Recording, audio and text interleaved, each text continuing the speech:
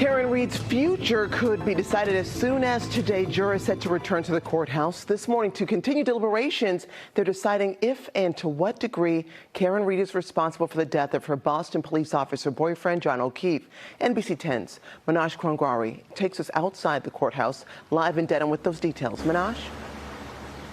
Well, on Friday, we saw what was the largest crowd of Karen Reed supporters around the courthouse, and they watched as 12 jurors, seven women and 5 men deliberated for about an hour and a half. Although they had the weekend off, those closing arguments still front of mind.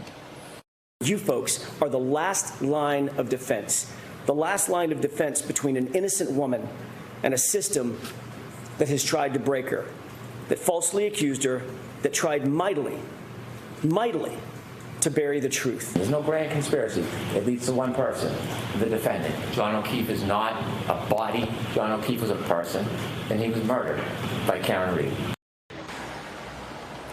Well, Karen Reed is accused of backing into and killing John O'Keefe with her SUV 3 years ago. Her defense has maintained that she is being framed. In the first trial, they argued that other people are responsible for John's death.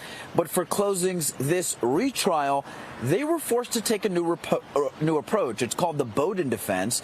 And they told the jury because police did not adequately investigate John's death, they have no other option but to find Reed not guilty based off reasonable doubt. Those sentiments and the more than 200 pieces of evidence are what the jury has to decide if Karen is guilty of second-degree murder, manslaughter while driving under the influence, and leaving the scene of a crash resulting in death. Outside of court, we caught up with Karen Reed, and she said she feels confident. She was happy with how her closings went.